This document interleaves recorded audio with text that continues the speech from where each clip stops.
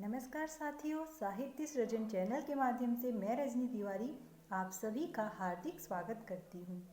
आज बहुत दिनों के बाद मैं एक उपन्यास को पूरा पढ़ने के बाद उसकी सार और समीक्षा आप सबके सामने प्रस्तुत करना चाहती हूँ। यह उपन्यास विशेषकर कुमाऊं विश्वविद्यालय के MA सेकेंड सेमेस्टर के विद्यार्थियों के लिए उपयोगी होने वाला है। इस उपन्यास को वह लोग भी सुन सकते हैं या पढ़ सकते हैं जो कुमाऊं अंचल विशेष से जुड़े हुए हैं या कुमाऊनी संस्कृति, कुमाऊनी रहन सहन और कुमाऊनी समाज में पूर्व के समय में स्त्रियों की दशा के विषय में जानने को उत्सुक हैं।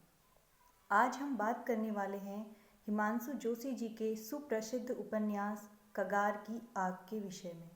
यह उपन्यास भारतीय ज्ञानपीठ के द्वारा प्रकाशित किया गया है और इतना महत्वपूर्ण उपन्यास है कि 20 अलग अलग भाषाओं में इसका प्रकाशन हो चुका है। तो MA सेकेंड ईयर के जो बच्चे हैं, मतलब सेकेंड सेम के, उनके लिए यह ज़्यादा उपयोगी है। तो मेरी गुजारिश है कि वह लोग इसे ध्यानपूर्वक पूरा देखें।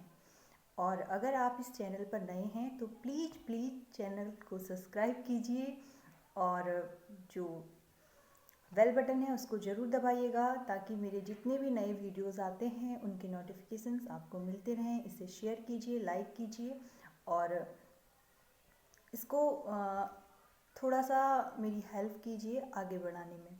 तो हम अब सीधे बात करते हैं उपन्यास के विषय में। तो इस उपन्यास के माध्यम से हिमांशु जोशी जी ने पहाड़ों में रहने वाली एक गरीब सीधी सादी स्त्री के दर्द को परत दर परत खोलकर उसे संपूर्ण कुमाऊं अंचल की पीड़ा बनाकर बयां किया है। वास्तव में इसकी स्टोरी पढ़ने के बाद आपको कुमाऊनी समाज में गरीबी और महिलाओं की स्थिति के विषय में सोचने का, समझने का एक मौका मिलेगा। कगार की आग उपन्यास के ऊपर एक फिल्म भी बन चुकी है काफ़ी पहले ही, और इसके बारे में मैं ये आपको बता दूं कि यह एक दलित महिला की दर्द भरी कहानी का दस्तावेज है। इसकी कहानी बहुत हद तक सच्ची है और इस उपन्यास में हिमांशु जी ने बड़ी निर्भीकता से दलित और शोषित समाज की हकीकत को उजागर किया है, जिससे प्रायः हम बचते हैं, छुपाते हैं या इधर उधर टाल मटोल करने की कोशिश करते हैं। उस समाज के सच को हिमांशु जोशी जी ने बहुत ही गंभीरता के साथ प्रकट करने का कार्य किया है। इस उपन्यास की लोकप्रियता का अंदाजा इस बात से लगाया जा सकता है कि विभिन्न देशों में 20 भाषाओं में इसका प्रकाशन हो चुका है। इसके कथानक ने दलित और शोषित समाज की वास्तविकता को बयां किया है और साथ ही इससे मुक्ति पाने का रास्ता भी खोजा है। आइए बात करते हैं उपन्यास की शुरुआत की। उपन्यास का आरंभ इन पंक्तियों के साथ जोशी जी ने किया है। गांव की कहानी है यह। गांव का नाम कुछ भी हो सकता है। किसी भी नाम से पात्रों को संबोधित किया जा सकता है। क्या अंतर पड़ता है इससे? यह उन अभिशप्तों की जीवन गाथा है जो समाज द्वारा बहिष्कृत किए गए हैं, सदा के लिए तिरस्कृत। यानी इस पूरे उपन्यास में हम उस दलित समुदाय, उस अस्पृश्य समुदाय के विषय में पढ़ेंगे जिन्हें खास करके हमारे उत्तराखंड में समाज के सबसे निचले दर्जे में रखा गया और किन किन पीड़ाओं से उस समाज में स्त्रियां गुजरती हैं। इसका एक जीवंत दस्तावेज कगार की आग है। यह उपन्यास आकार में भी बहुत छोटा है, लघु उपन्यास कहा जा सकता है। 106-7 पेजेस का है, बहुत छोटा है। अगर आप पढ़ने बैठें तो शायद 1 से 2 घंटे में भी अगर आप इसमें डूब जाएं तो इसको आसानी से पढ़ लेंगे। पात्रों की अगर हम बात करें तो इसमें बहुत से पात्र हैं, लेकिन मैं मुख्य पात्रों की बात करूंगी। गोमती, उसका पति बिरमा, खिमुका जो उनके पड़ोसी हैं, ये सारे नाम कुमाऊनी अंचल विशेष से हैं। इसे आप आंचलिक उपन्यास भी कह सकते हैं। कुन्नू हैं जो कि गोमती और बिरमा का बेटा है। कहीं कहीं पर इसको कुनवा कह के भी संबोधित किया गया है। इसके अलावा और भी हैं।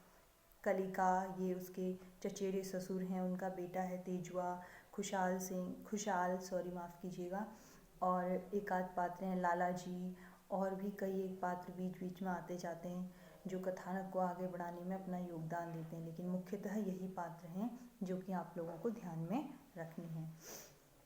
और शुरुआत कुछ इस तरह से होती है कि गोमती का पति पिरमा जो है वह एक तरह से ये कहा जा सकता है कि मानसिक रूप से विक्षिप्त सा है। और उसकी यह हालत उसके चाचा कलिका ने उसकी पिटाई करके उसे बचपन में काम करवा के उसकी स्थिति को ऐसा बना दिया है। और गोमती एक बहुत ही सुंदर सी नवयुवती या एक ऐसी महिला है जो अपने रूप और अपने सौंदर्य के कारण प्रायः उस इलाके में जितने भी पुरुष हैं उनके आकर्षण का केंद्र बनी रहती है। लेकिन समस्या ये है कि कहते हैं ना, जो उसका रूप ही उसके लिए घातक साबित होता है आगे चल के। गोमती की स्थिति शुरुआत से ही बड़ी दुखदाई होती है। बहुत ही गरीब फैमिली से होती है वो। उसका विवाह एक अधेड़ से कर दिया जाता है जिसकी बहुत जल्दी मृत्यु हो जाती है। उसके बाद उसकी माँ उसका दूसरा विवाह पिरमा से करती है जो खुद मानसिक रूप से विक्षिप्त टाइप का व्यक्ति होता है। और वहाँ उसका एक पुत्र होता है जिसका नाम कुनवा होता है या कुन्नू होता है। उसके चचेरे ससुर की नज़र भी उसके प्रति बहुत अच्छी नहीं होती है। और उसका जो बेटा यानी उसका जो देवर होगा तेजवा, वो भी उसके प्रति अच्छी नीयत नहीं रखता है। कुल मिला के जो हमारे समुदाय में चीज़ें हैं, हमारे कुमाऊँ विशेष में जो पहले के दौर पे देखी जाती थी कि सब कुछ पर्दे के पीछे होता था, पर्दे के सामने सभी लोग अपने आप को बहुत ही अच्छा प्रस्तुत करते थे, लेकिन भीतर ही भीतर वो महिलाओं के प्रति भेड़ियों और या फिर दरिंदों वाली नीयत रखते थे। वो सारी चीज़ें इस उपन्यास में हमको देखने को मिल जाती है।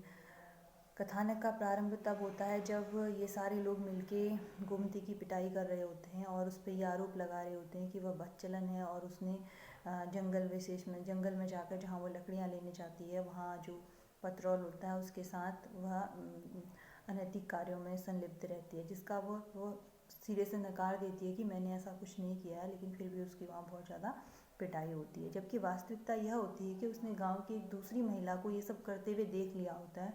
तो वह महिला कहीं गोमती शिकायत ना कर दे, इसके चलते पहले ही उसके घर में ये बात कह देती है।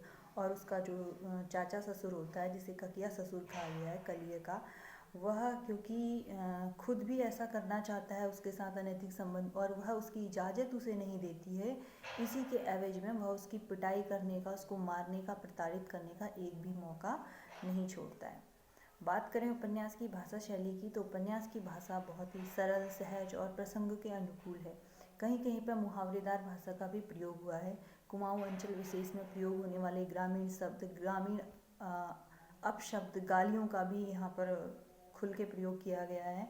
शायद यह आंचलिक उपन्यासों की एक मांग भी हो जाती है कि अगर हमको उस परिवेश को पूरी तरह से दिखाना है तो उस परिवेश के रहन सहन को, तौर तरीके को, सारी चीज़ों को हमें दिखाना पड़ता है। इसके पंक्तियों के माध्यम से मैं इसकी भाषा को स्पष्ट करूँगी। बूढ़ी माँ के हाथ पैर अब अधिक न चल पाते थे, इसलिए 2 वक्त की रोटी का जुगाड़ भी संभव न रहा था। महीने में कई कई एकादशियाँ हो जाती थी। कहने का तात्पर्य यह है कि भूखे रहना पड़ता था। अपना रूप अपने को ही अभिशाप लग रहा था। ये गोमती के लिए है। उसे गोमती सोचती रही कि नोच नोच कर अपना चेहरा कुरूप कर ले। देवदार के जलते छिलके से झुलस के परमेश्वर भी कितना कठोर है। इतना रूप उसे न देता तो आज यह सब न भुगतना पड़ता। इस तरह से इन वाक्यों से गोमती के दर्द को हम बहुत आसानी से महसूस कर सकते हैं। इसके बाद आगे चल के यह होता है, गोमती इस पिटाई से डर के अपने मायके भाग जाती है और मायके में कुछ दिन माँ के साथ रहती है। लेकिन माँ भी उसे समझाते हुए अंततः यह कहती है कि तुझे वहीं जाना होगा। और उसकी माँ की मनोदशा को आप इन पंक्तियों से महसूस कर सकते हैं। चुप चुप, ऐसा नहीं कहते कुभागी, कितनी जग हंसाई होगी, तेरे कर्म में जो है उसे भुगत, तू जिए या मरे, तेरे लिए वही एक देहली है। अब क्या होता है, जब गोमती अपने ससुराल से मायके उधर चली जाती है तो सभी लोग बहुत सारी अफवाहें बनाते हैं। और उसको भी देखो यहाँ मुहावरेदार भाषा में बताया गया है। बहुतों ने यों एक कौवे के 9 कौवे बनाए, तो सहानुभूति जताने वाले भी कम न थे गाँव में। इस तरह से एक तरह से मुहावरे और से भरी हुई भाषा है, व्यंग्यात्मक भाषा है, जो वस्तु स्थिति का दर्शन हमें कराती है। गोमती वापस आती है, लेकिन तब तक वह देखती है कि उसके पति पिरमा को लीसा चोरी के आरोप में पटवारी और पुलिस वगैरह पकड़ के ले जाते हैं। इन सब का मास्टरमाइंड उसका कलिका होता है और तेजवा, क्योंकि वो दोनों ही चाहते हैं कि किसी तरह गोमती को अपने बस पे ले आया जा सके। उस वक्त केवल एक व्यक्ति होता है जिसे खिमुका कहा गया है, जो कि उसे निर्दोष मानता है। गोमती बहुत कोशिश करती है, बहुत परेशानी वाली दौर से गुजरती है, लेकिन कोई सुधार, कोई स्थिति उसकी नहीं बदलती है। आखिरकार उसे वही करना पड़ता है जो वो नहीं करना चाहती है। पटवारी का आदेश आता है और वह उसको रात पे बुलाता है कि उससे कुछ सवाल जवाब करने। गोमती बहुत अच्छी तरह से जानती है कि रात के बुलावे का उद्देश्य क्या है, लेकिन उसकी मजबूरी होती है, उसके पति की हर दिन पिटाई हो रही होती है और इस सब से बचने के लिए उसे अंततः वहाँ जाना पड़ता है। और उस रात फिर वही दंश जो वो उसकी खूबसूरती के पीछे का है, उसे झेलना पड़ता है। और उसी रात उसकी माँ भी वो सारी चीज़ें याद करती हैं जो कभी उसके साथ भी गुजरी होती है। यानी दोनों माँ और बेटी एक ही तरीके की परिस्थिति से अपने अपने समय में गुजरी होती हैं, लेकिन फिर भी अपनी परिस्थितियों में कोई बदलाव वो नहीं कर पा रही होती। कुछ समय बाद उसका देवर जो कि फ़ौज में होता है, उसकी वापसी होती है। घर आने के बाद वो देखता है कि घर की बहुत दुर्दशा हो गई है, बहुत सारी कोशिशें करता है, बदलाव लाता है और अंततः एक बार उसको फिर पुनः अपनी फ़ौज की नौकरी में जाना पड़ता है। कुछ दिन गोमती के जीवन में सामान्य रहते हैं, लेकिन एक दिन खबर आती है कि उसके देवर जो है पाकिस्तान के साथ चल रही लड़ाई में शहीद हो गया है। और ये दिन होता है कि गोमती की जो दुर्दशा होती है वो फिर से शुरू हो जाती है।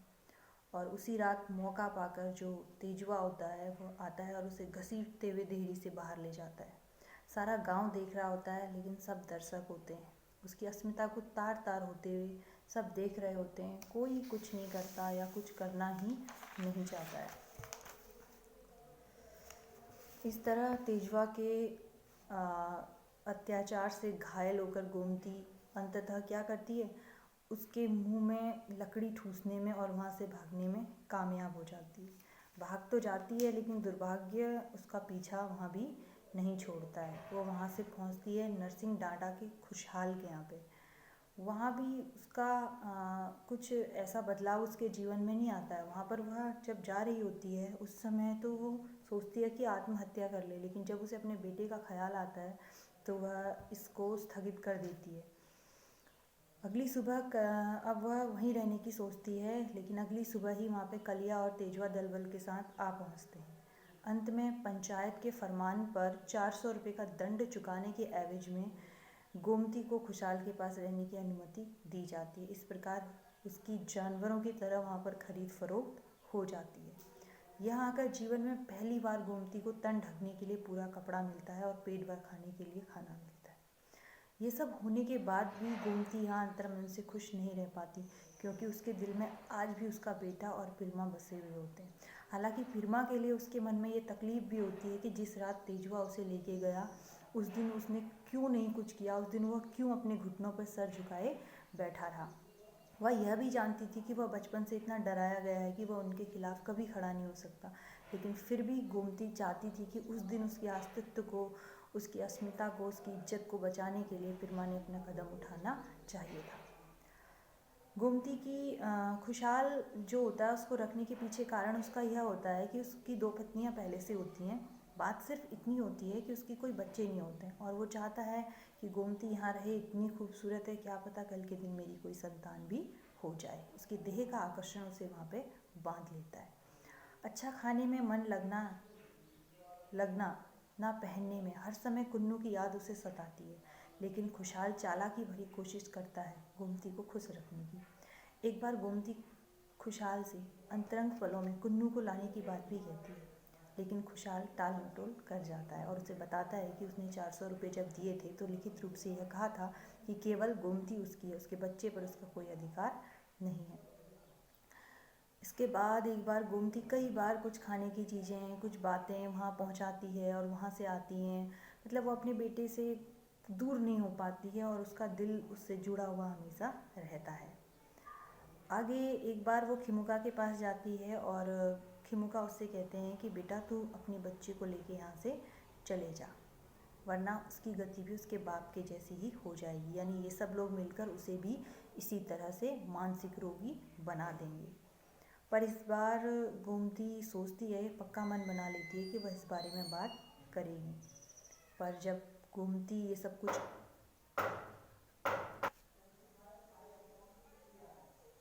इस तरह से गोमती यह पक्का मन बना लेती है कि वो खुशहाल से इसके विषय में बात करेगी, और वह बात भी करती है, लेकिन खुशहाल बिदक पड़ता है और वह नड़क कर यानी झिझकते हुए उससे कहता है, झिड़कते हुए उसको डांटते हुए कहता है, तू उनके लिए बेकार में अपने प्राण क्यों सुखा रही है?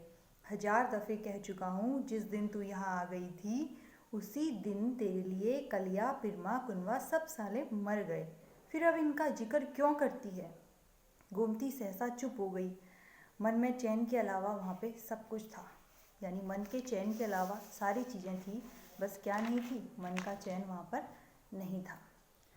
इसके बाद एक दिन गोमती खुशहाल के साथ मेले में जाती है और वहाँ उसे पिरमा बहुत बुरी स्थिति में दिखता है, पड़ा हुआ होता है एक जगह भिखारी की तरह। तो वह उसको कुछ चीज़ें डाल देती है, वह उठाता नहीं है, लेकिन ये सब कुछ खुशहाल देख देता है और घर में आने के बाद वह बहुत बिगड़ता है और उसे यह जताता है कि तुम मेरी खरीदी हुई गुलाम हो, इस तरह से। और ये सब बातें उसके मन में बहुत ज़्यादा चुभ जाती हैं और उस दिन कहीं ना कहीं वह यह सोच लेती है कि इस नारकीय जीवन से उसने मुक्ति पानी है। मेले से वापसी के बाद उजड़े मेले की तरह गोमती का जीवन फिर उजड़ चला। पति की उपेक्षा और सौतों का व्यवहार उसके प्रति दिनों दिन उग्र होता गया। एक दिन खुशहाल की बातों से घायल हो गोमती अपनी नई दुनिया की खोज में जा निकली।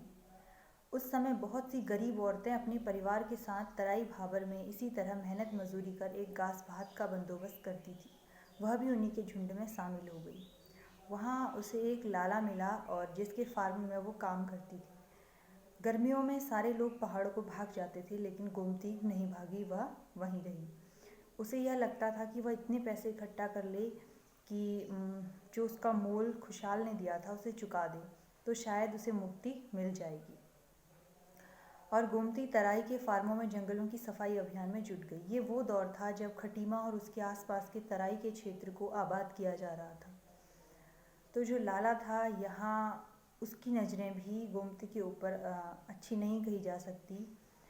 उसने जब उसके साथ एग्रीमेंट किया था तब ऐसा कुछ नहीं बताया था अपने कैरेक्टर के बारे में, लेकिन बाद में गोमती को वहाँ भी वो सब कुछ झेलना पड़ता है, जिन सब चीज़ों से झेल कर वह यहाँ पहुँची होती है।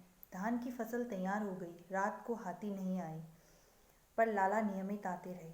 हाथी के आने में शोरगुल मचाना आवश्यक होता था, पर लाला के आने में मुंह पर हथेली धरकर चुपचाप सिसकते रहना पड़ता था। कभी कभी गोमती सोचती, लाला के आने की अपेक्षा जंगली हाथी का आना शायद अधिक अच्छा रहता। एक ही बार में सारी यंत्रणाओं से मुक्ति मिल जाती। इन शब्दों के माध्यम से गोमती की पीड़ा को हम समझ सकते हैं। इतनी तकलीफ़ों को झेल कर गोमती जब वापस अपने गांव जाती है, सबसे पहले वह खुशहाल के घर में जाती है। उसे पता लगता है कि उसकी पहली पत्नी की मृत्यु हो गई है बाँझ के पेट से गिर के। दूसरी पत्नी अब गर्भवती है और तब तक गोमती को मृत मान लिया जाता है और उसका सारा अंतिम संस्कार वगैरह हो चुका होता है। खुशहाल दरवाज़ा खोलता है, उसे देखकर बहुत ज़्यादा डर जाता है, लेकिन गोमती उसे कहती है कि मैं मरी नहीं हूँ और मैं इस तरह से मर भी नहीं सकती। मैं तभी मरूँगी जब अपना जितना भी आप लोगों ने मेरे ऊपर खर्च किया था वो चुका दूँगी। वह उसके 400 रुपये उसके हाथ में रखती हुई कहती है कि इन्हीं 400 रुपये से तुमने मुझे मेरे पति से ख़रीदा था और आज मैं तुम्हारी इस जकड़न से मुक्त हो चुकी हूँ। और वहाँ से उल्टे पैर चली जाती है। जब वो अपने घर पर पहुँचती है तो उसे पता चलता है कि पिरमा की एक दिन पहले मृत्यु हो चुकी है। उसके जो दूसरे एक चाचा थे वो उसे बताते हैं कि इन लोगों ने मिलके, कलिया का और तेजवा ने मिलके उसे मार डाला और मर जाने के बाद उसे उसके घर पे रखकर जला डाला और झोपड़ी जल गई, ऐसी अफवाह फैला दी। गोमती को बहुत दुख होता है। वो दुख से चिल्लाते हुए कलिया के दरवाजे पे जाती है और चीख चीख के ये कहती है कि मैं इसका बदला लूँगी, और जंगल की ओर चली जाती है। आधी रात को, अमावस की अंधियारी रात का तीसरा पहर भी अभी बीता न था कि आसपास के गांव के सभी लोग सहसा जग पड़े। दूर अंधकार में उन्होंने बड़ी बड़ी लपलपाती लपटें देखी, आसमान को छूती हुई। घास के घरौंदे धू धू कर जलते हुए देखे, जल जल कर राख हुए।